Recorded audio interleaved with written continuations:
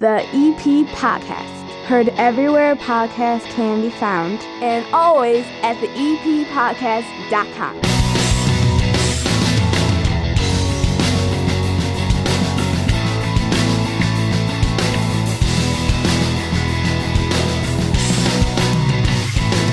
And a nice week we got coming up here this week at Evergreen Park, and a couple of nice guests that we have stopping by here. First of all, you and I'm not going to get into it right now, but when you came over here tonight, we were like, let's order some food, and a little discussion popped up over tipping. And I think you're insane. So I think you're I sent terrible. I sent a text to my good buddy Sal Munoz, who owns Unidad, and I was like, can you stop by here tonight? I know he was on the show a couple of weeks ago. And he's like, yes, and I'll bring a guest for you. So I don't know who he's bringing over here, but he is bringing a special guest over here. I bet she's going to bring me some food, and we are going to ask him, because he's a restaurant owner. Yes. So I can get the definitive answer, and I will explain the argument and everything else when he gets in. Okay? He will tell you. Yeah, I am not wrong. I am right. I am always right. That's why I have the good bar stool here at the end of the bar. Now, what do I have? all the bar stools are nice. You actually have the nicest. You have the nicest spot in the bar. I know, I'm leaned up against the wall. I designed that spot support for the bar for me when I built the bar. And I but took then it. when I started the podcast studio down here, it doesn't work for where I have to set up the equipment, so I have to sit all the way down at the other end away from the seat. I have back support. I designed that for me, and I never sit down there. So anyway, the other thing that we have, Southside Irish Parade coming up this Sunday, a Southside tradition. We have Jim Smith. He is an organizer. He's like one of the head honchos over there for the Southside Irish Parade. He's going to come in and break it all down, preview it for us, and answer us some questions. I intend to get into the down and dirty and the nitty gritty with the parade and the parade's history and everything else like that. This will be a fun interview. Okay, yeah. I've been going to this parade for a long time, and this parade has a very interesting history, and we are going to dive into that. All of that up ahead, but the one thing I want to start off the show talking about is how can I get the coronavirus? So I can get this out of the way. Well, there's someone in isolation at Rush Hospital. Do you think if they would let me get over to Rush Hospital, I could get that person to breathe on me? There is one at Northwest Community Hospital in Arlington Heights. So if you could get into that room. So you have two hospitals. Listen, this is getting ridiculous. You need to get access to the patient. This is getting ridiculous. Let me tell you, first of all, I love the patch. The patch is wonderful to us. They let us post our show every week, okay? And I know that they're just reporting on it. So when I say this is not me picking on the patch. Because everybody's doing it. CNN's doing it. Fox News is doing it. Everybody's doing it. But I get an email alert every time somebody's suspected of possibly having the coronavirus. Like, I can't get away from it. You want to know what the real virus is? The nonstop talking about the virus. It's driving me absolutely nuts. Then why do you want to get it so bad? Because I want to get it over with, Hannah. Like, at this point, I'm so sick of hearing about it, and I'm so sick of somebody trying to tell me to be nervous about it. I know that the mortality rate's like 2 or 3%. Those are good odds. I never win the lottery. I figure, what the heck? Just let me have it. I'll go sit in a room for 14 days, get it out of my system, okay? I'll be immune at that point. I can get back to my life. Where do I sign up to do that, okay? I just want to get it and get it over with. That's all I want, Hannah.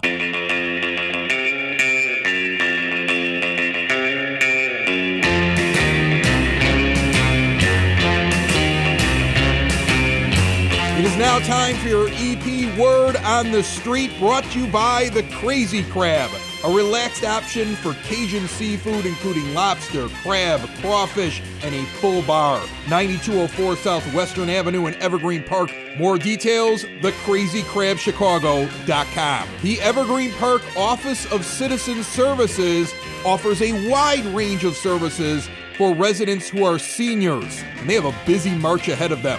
Tuesday, March 17th, mark your calendars, 1 p.m., the Green River Floats Irish Tea and Irish Soda Bread Contest, all at Shamrock and Shenanigans.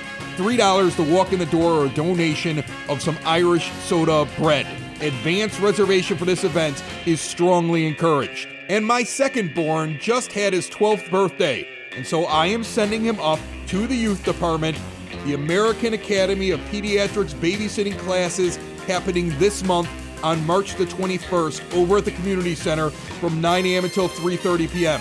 It's only $45 for kids 12 and older. Registration for this event is due this Friday, March the 13th. And this Friday and Saturday, the Evergreen Park High School Theater presents You're a Good Man, Charlie Brown. and they're pulling up a stool at my 9-foot homemade bar right now. It's the EP Podcast, found everywhere podcasts can be found and always at theeppodcast.com.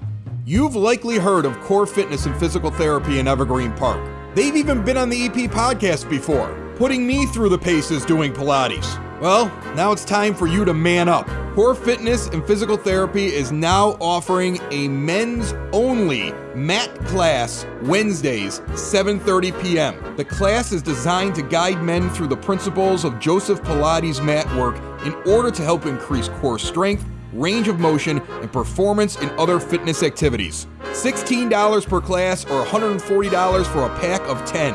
And women, Core is now offering women's health services, specializing in female-specific conditions such as incontinence, pre-postnatal care, and pelvic pain. Core gives you one-on-one care inside of a facility that's much more like a spa than a clinic. Give them a call today, 708-422-0990, or visit corefitnesspt.com. I'm late.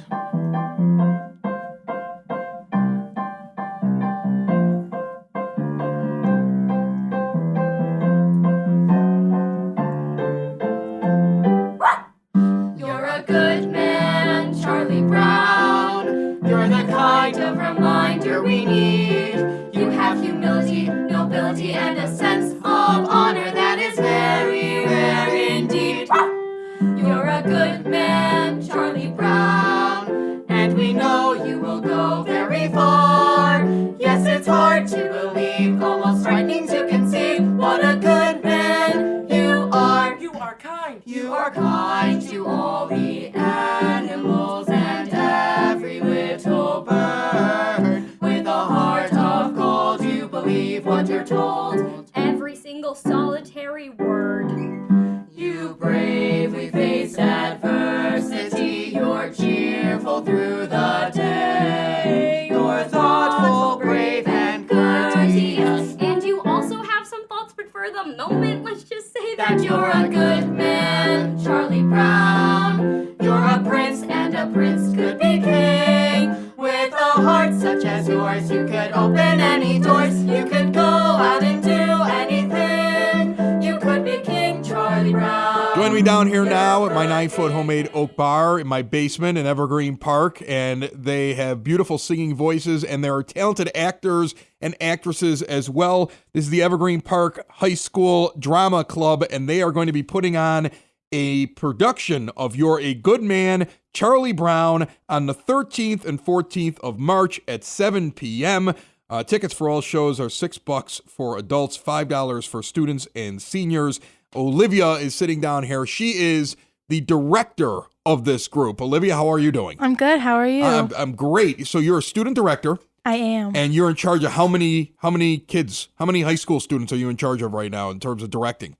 These 6. That's it? Yeah. So this is it. This is the entire production right here. You guys didn't Yes. just bring a sample. This is everything here. Mm-hmm. All right. You want to go around the room and just kind of tell me the names of everybody and who they're playing. Okay. We can give everybody a little bit of credit. Can we do that? Sure. Start down there. Right down at the end there. Yeah. We'll This just work is- around. Okay. This is Hope Mahalik. She's playing Snoopy. Snoopy. Wow. So just a lot of barking? Yeah. Excellent. I Okay. practice my bark a Good lot. roll. I might have been able to pull that one off. All right. Who else do we have? This is Sinead Dugan. She's playing Sally Brown. Sally. This is Callie Elwood. She's playing Lucy. Oh, hi, Lucy. hello. This is Liam Duffy, and he plays Linus. Oh, excellent. And who else do we have? This is Cameron Dunlap, and he plays Schroeder. All right. And then this is supposed to be Charlie Brown back here? Yes, this is Isaiah Blaylock, and he's Charlie Brown. All right. How you doing, Blockhead? I'm good.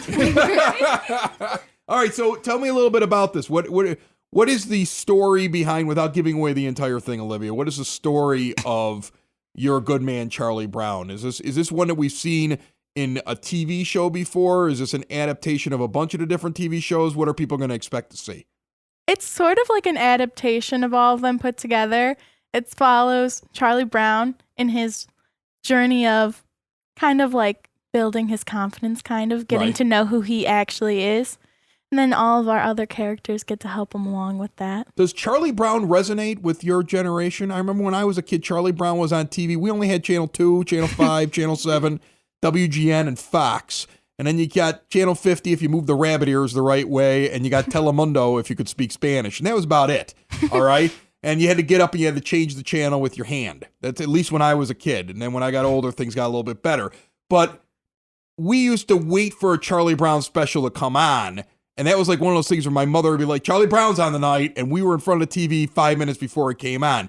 Do you guys, have you watched the Charlie Browns? Have you watched the Charlie Brown movies? There's some great one, Race for Your Life, Charlie Brown. There's the one where the chateau burns down in France. There's some violence in Charlie Brown as well. You probably haven't seen all these, but there's some crazy Charlie Browns that are out there, okay? I think somebody gets kidnapped. There's like a whole thing. It's crazy. But anyway, have you watched any of the Charlie Browns? Personally, I have. Growing up, I watched them a lot. And then there was that new movie that came out. Like you watched the 2015. new Charlie Brown is what you watched. Yeah, well, okay. I watched a lot of them. And yeah, I think it resonates a lot with like kids nowadays. I think it's like the same story, like kind of this awkward kid trying to figure out who he is. And and if you look, they're all a little awkward. Yeah. They all have their own little things. Just Charlie thinks that Charlie just thinks that he's the only awkward one. I think that's the thing that's kind of funny about it. They all have their issues. But you only get that when you're an adult and you're watching it. When you're a kid, you're like, Charlie's the one that's got the problems. I don't think loving Beethoven is a problem. Yeah, it's totally a problem. Listen here, Schroeder. It's a little weird. Loving isn't the word. You better latch on to Lucy as quick as you can because I don't know how many other girls are going to think that's cute. All right, so you got 2 performances. You got they're both at 7 p.m. They're on the 13th and the 14th. Clearly not the 15th because the entire South Side will be out partying for the parade, but you've got one going on Friday and Saturday night, and good luck, and I am going to try my best to get over there. I have a daughter that is very interested in acting. She does a lot of plays all the time, and I'm sure that she is sitting upstairs right now listening to this, and the moment you leave, I will be purchasing tickets. Make sure, and we can get the tickets where? Can we get them on the website, or where do they go buy them at? Anybody? EPCHSbands.org. There will be a link. There we go. EPCHSbands.org. There will be a link. Good job, Linus. Excellent work. I don't know any of your real names, but I know your character names. Thank you for coming down here. Thank you.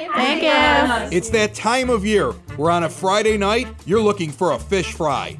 Where would you rather go than the place with island attitude and a local latitude? I'm talking about the Red Palm, where every Friday morning, they're buying the fish fresh, never frozen. And then when you order it, that's when they're hand rolling it inside of the perfect breading. We're talking fresh lake perch, fresh walleye pike fillet, Atlantic cod, shrimp, calamari, catfish, Maryland-style crab cakes with homemade tartar sauce and coleslaw and all the fixins. Sit down in their local island atmosphere, get a cold drink from their full bar, and kick back on a Friday night. And remember, for your non-fish options, Red Palm has an incredible menu put together by Chef Mario and cooked in a beautiful wood fire oven. As the weather warms up, it's time for that island atmosphere. The Red Palm at 3020 West 95th Street. Island attitude, local latitude.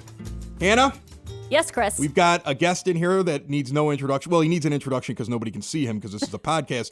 Okay, Sal Munoz is back in here from Unidad. How are you, my friend? I'm well. How are you guys doing? I'm good. Hannah and I had a discussion already before you got here. Yes. About tipping. Yes. And I know you brought a guest, so I'm going to introduce the guest, and then I'm going to ask you about some tipping, and then we're going to get back and ask her some questions as well, okay? So I already know what I want to talk to you about tonight, and this is why you're in here, really, because Hannah and I have been having a discussion about tipping, and you have someone who's never worked food industry and then someone who has. Yeah, and I think you're two different points of view. Yeah, so this will be fun. This will be fun. This will be fun. So first, let's introduce you. Have a brand new chef over at Unidad, a Latin kitchen and bar. For anybody that's never been there, first of all, I have to ask you, what are you waiting for? It's spectacular. You know I love your food. I saw you brought me something which you don't need to bring me, and I just ate, and I'm still going to eat it because I'm a fat pig, and your food is great.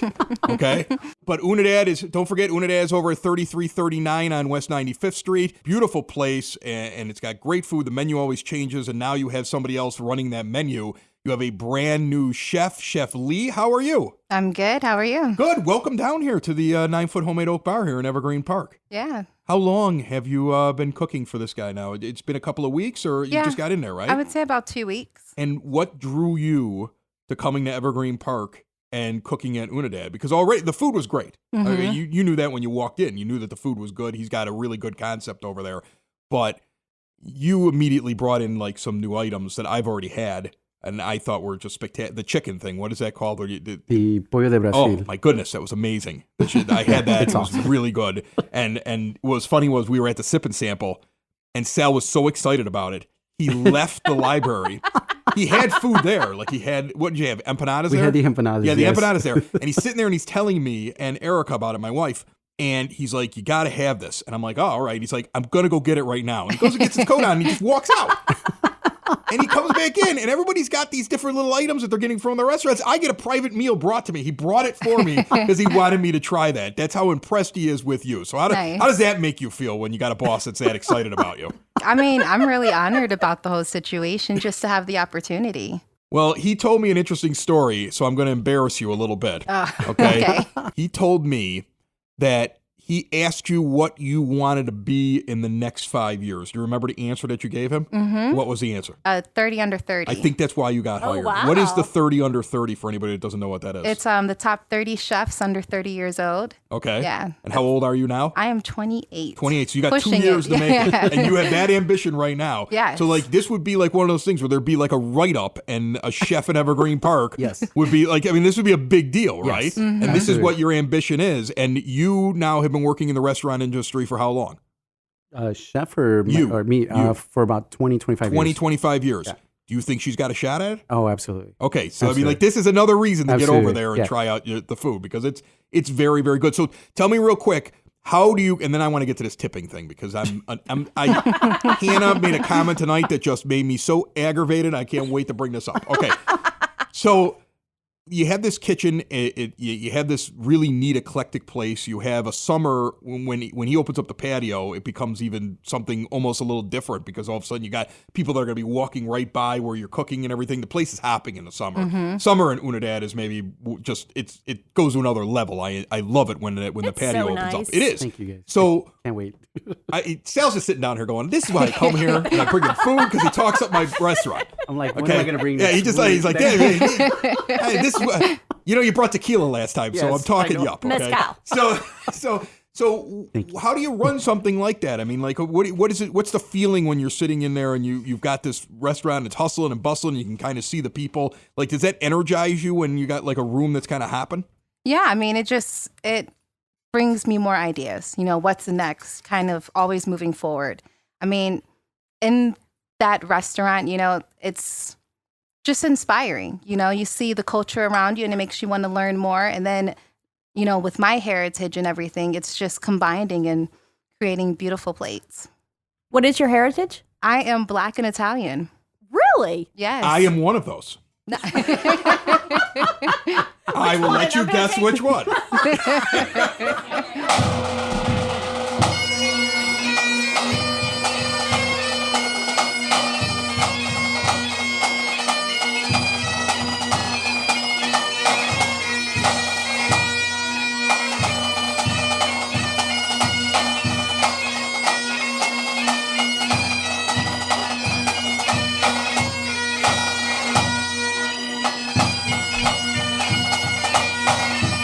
When I was doing radio across the country, I would buy a plane ticket and fly home It's worth it. for the Southside Irish Parade. It's so different.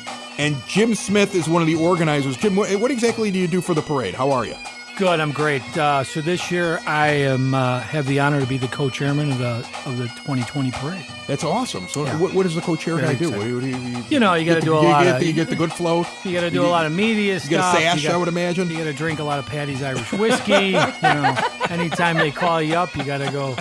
you got to go talk on the radio or do some TV. Got to go sit in and some stuff guy's like basement that. on his podcast. Yeah, that's all fun. It's Yeah. all great. But no, I've been with the committee now since the parade's come back. So very exciting. And I, like you, have been coming to this parade since I was a kid. So got a lot of good years in it. And we're just super excited about this year's parade, but just bringing it back in general 10 years ago. Well, it's had a lot of iterations to it. I mean, it started off as a neighborhood parade, and then it grew to something that got so out of hand that, like, I was young in the heyday of the out-of-handness. Like, I mean, like, that was the thing. I was down there when you weren't supposed to be able to get your hand on booze, and everybody standing on the corner. Okay, I remember I went to a party one time and there were 20 CPD officers in uniform drinking with me and I was like 19 years old, and I was on a rooftop. Oh, like back it was, in the day. it was out of hand. Not that long ago. My dad was the commander of traffic for the city of Chicago, and he never wanted anything to do with that parade. And his last year when he was going to retire, he said, fine, I'm going to go down there. And he went down there, and I ran into him, and he goes, this is ridiculous. We'd have to arrest 500,000 people. There's no way to stop You're this. number one. And I'm standing there in the middle of the street with a beer in my hand talking to him, and he's like, you're a jerk. And it was crazy. So I understood why when they eventually said, we got to shut this down for a couple of years and hit the reset button. And now since it's restarted, I always thought it was going to get crazy again, and it hasn't. It actually seems to be a very good time out there, and everybody's enjoying themselves. Am I not far off in my assessment there? I think you're right on, and I think what we did is so when the parade came back, they asked me. I'm got a law enforcement background, so I was used to planning things. So we had to look at what the problems were, right? So we were able to identify. Back in 2009, when was the last year where we took a hiatus for a couple of years, we had over 200 buses that came to the parade. That's right. From the north side. They used to fill them up at north side bars and drive them down. It was a lot, 100. So north side bars used to start at 8 o'clock in the morning. I tracked them as far as Indiana State University, buses coming from universities from all of our adjoining states. Right. And the trains, everything, everybody came here, brought a 24 pack on, the Metro, the Rock, and they just walked over, and it was truly out of hand. Where we're looking at 300,000 or 400,000 people. It was that like Mardi last Gras. day was towards the end. It was like crazy, Mardi Gras. crazy. That's what it was like. Yeah. I mean, they were walking out of Moran's. 14-year-old kids. Oh yeah. We started doing some real proactive work by talking to all the bars on the north side, all the bars that we were able to identify that were having these parties, and say, listen, we love you guys, but you're not invited anymore. We made it real difficult. We made it really obvious that if you brought a bus to the parade, you were going to park at 119th Street, and you're going to have to get out and walk. So literally the first year, they were like, well, we're going anyway, right? We had a few, yeah. And they didn't enjoy it. As far away as you possibly could. And as soon as that first guy got off the bus with a cocktail, he got a ticket. Right. And really? So it was truly a no tolerance. And now it's back to where, one, it's manageable, and two, it's great for the kids. You show up on Western Avenue, and maybe we don't have 400,000 people, but we have 150, and they're having a great time. It's still a great crowd. 150 Southside people, and that Yeah. makes it a better experience than having out-of-staters. It'd be great to be able to get back to be able to pull up a cooler and have a few, but we just don't want that to happen again. Everybody can come for 2 hours, go to the bars, go back to their houses, have a great time, and enjoy it. And it's just really turned into you got to look at it. Back when this was in its heyday, the realtors used to have open houses on that day because so many people came from outside of our area, and they were like, "This is the greatest thing." Then you're walking through the neighborhood and you see all these great houses. We've had a lot of people get together on parade day that in the future became married and stuff. So it's really exciting, and this year's super excited because of our Grand Marshal and our honoree. Our Grand Marshal is. We were looking for, each year we look for a group that's from the community, that's doing great things in our community. And this year we're honoring our Catholic grade school teachers and staff. When somebody brought it up at one of our parade meetings, it was a unanimous vote. It was like there was a gasp in a room. Why haven't we thought about this before? Yeah. So really excited. So we've got 16 schools that are going to be participating as the Grand Marshal on March 15th. Let me ask you one quick question before I let you get out of here, and I appreciate you coming down here. And I think I already probably know the answer to the question because this is the South Side, and the South Side doesn't play. But was there ever a chance in the last 2 weeks that you guys sat there and said to yourself, I don't know, this coronavirus is pretty scary. We should cancel this entire parade? Why do you got to bring that up? I just want to know. Because I'm waiting for the coronavirus, Hannah. I would just like to get it and get it over with. He just wants okay? to have it Like over if I knew somebody who had it, I would be like, cough on me and I want to find out and I'm done. All right? Let's just get it over with. I want to move on with my life. So we've had a lot of inquiries, right? From the local news groups. And I like to say, and ding, ding, Patty's Irish Whiskey is one of our sponsors. So we're going to make sure everybody has Patty's throughout the parade route. I had an uncle that told me he drank whiskey. He told me I never get sick because the germs just fall right off of me when they touch me. So yeah, no, we're not canceling any parade for some crazy virus. We'll make sure we'll be careful of the kissing and hugging, but we'll be fine. That right there. That's a Southside answer. I love that. It's awesome. Jim, I appreciate you coming in and talking about the parade with us and having a beer. Go Sox. Definitely. Go Sox and Aaron Gobra. And I'm pumped. I can't wait for the parade. Thank you very much for having me. Does your financial advisor actually take time to listen to you? Is your financial strategy personalized for you and your family? Will your financial advisor be there as your life and financial situation changes? Why worry about those things when Tom Walsh is nearby? He's your local Edward Jones financial advisor. He works with you, focusing on what's important to you. He uses an established process to create personalized financial strategy, and he partners with you to help your strategy stay on track. Listen, families in South Chicagoland have been benefiting from Tom's get-to-know-you approach and do-the-right-thing values for over 18 years. Contact my close personal friend and also a fellow Brother Rice alumni, Tom Walsh. He's your local Edward Jones advisor, located in Mount Greenwood, right outside of the EP at 111th and Kedzie. Member SIPC. Let's get into this tipping thing. So tonight we ordered takeout. Okay. All right. Before we sat down here, we ordered takeout.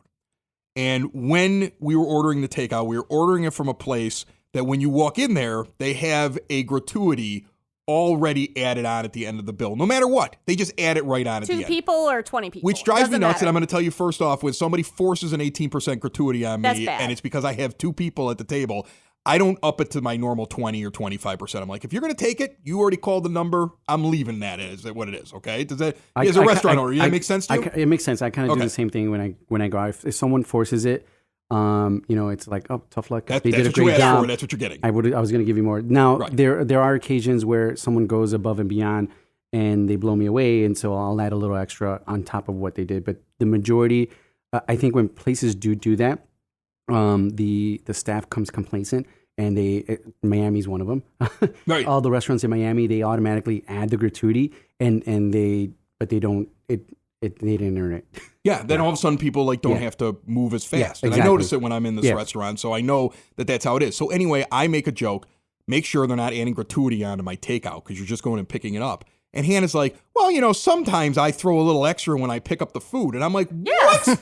It's like at McDonald's. I'm sorry. You made the food. You put it in the bag. You handed it to me. I paid you at the register. We didn't sit down. You didn't give me a napkin. Nobody laid anything across my lap. Nobody got me a glass of water. Chris, why would I give it a gratuity the worst for that? clientele. You're like Why the am I giving nightmare it clientele. It's for the exact same reason I won't give gratuity at Panera Bread. I walk up, I give them an order, they hand me some food. I know it looks fancier, but it's McDonald's, for crying out loud. Now Sal's laughing over here, so I want to hear what he has to say about that. Well, when it's something like that, when somebody, if you go into a place and then someone packaged everything for you, I tend to actually do give a couple bucks. On that. I do tip on that. I do. Thank you. I think I'm just cheap then. Yes. Just a cheap, You're just a cheap old man who doesn't tip on that. I mean, I do it when I get coffee. I do it You when tip on coffee? yeah. Do you tip at McDonald's? That I don't. Why not? It's the They same don't thing. ask They for don't. it. They actually, they packaging don't it. ask for it. And if they did have a little You would tip vessel where a jar or something, I probably would tip on it. Really? Yeah, absolutely. See, I always felt like Erica used to work at a Steak and Shake when we were dating. Okay. And they paid her like nothing, and she basically made her money off of tips. So I always sat there and thought to myself, okay, well, if a server or somebody in any kind of industry is not getting paid a livable wage, then of course give them a tip. But if you're at a place where they're actually paying you like a salary or like a specifically hourly rate, and you're getting that already, then I'm like, okay, well, then I got to get something extra for it. Like at a hotel. Sure. Like for me at a hotel, I was telling Hannah, like, I don't normally tip at the Hampton Inn. I don't leave any money behind at the Hampton Inn because, I mean, they all they do is they just replace the towels. And it's not like they're doing that for free and they're relying on my tip. You see what I'm saying? Yeah, absolutely. I know I'm coming across a big jerk right there, but I'm just saying. You're coming across like Oprah. Oprah's the same way. Oprah does that? Oprah actually had a TV show. She had a show, and her topic was tipping, and she was saying something about, I mean, I love Oprah. So if you're listening to the EP podcast, that's awesome, Oprah. But Oprah, if you're listening to the EP podcast, awesome. I have to ask why. We hear you like margaritas. We will make you all the margaritas. But she went on to have a show about like if you tip when they do wine service, right? And she was against it. She was like, no, I don't tip on that. I'm like, you're crazy. What do you mean you don't tip on that? See, like, this is why Oprah's rich. Yeah. Okay, Well, and yes. I'm going to follow Oprah. And then, let's be honest, Chef.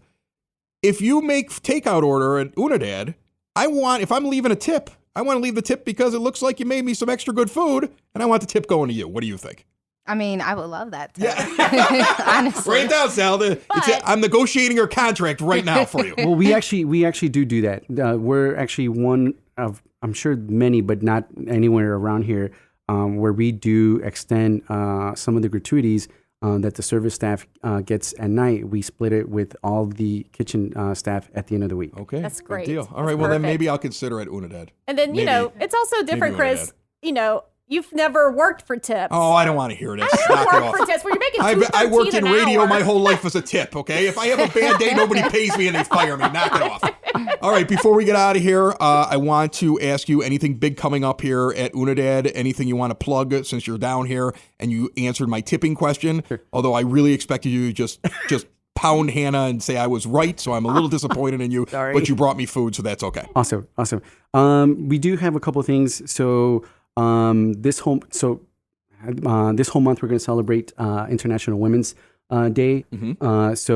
But we're going to celebrate it the whole month, where we're going to feature a specialty cocktail for the women of the world. So if you're a woman, you get it. Is it like you're handing out cocktails, or am I not catching what you're saying? So for example, look how he said no. Well, right. The women at Evergreen Park will be lined up around the block. I know, right? So poor Mike's arms over there. Your head bartender's arms would fall Mike's off. Mike's ready for it. Yeah. No, we're just gonna do discounted cocktails on some of our top favorite drinks. And excellent. And that's pretty much it. So we're gonna try to promote it the whole month and give our support to the women. And I thought that this show was perfect timing to introduce our new chef. Introduce your new chef, because from what I can tell, she's a woman. Yeah.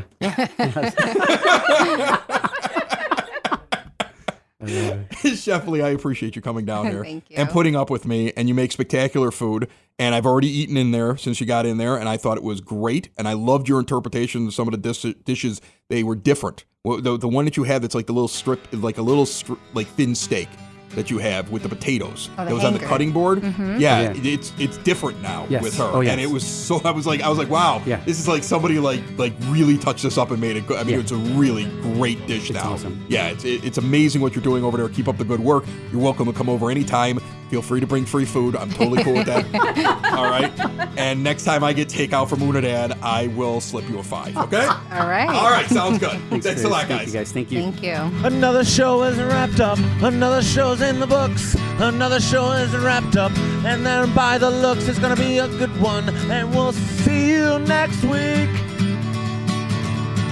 And the nude is basement. And the nude is basement. Another show is wrapped up. Another show is wrapped up. Another show is wrapped up. And it's in the books. Another show is wrapped up. Another show is wrapped up. And by the looks, it's gonna be a good one. It is basement. Broadcast basement. The nudist basement. The broad basement.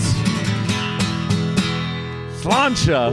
Happiness is singing together when day is through, and happiness is those who sing with you. Happiness is those who sing with you. Happiness is morning and evening, daytime and nighttime too. Happiness is anyone and anything at all that's loved by you.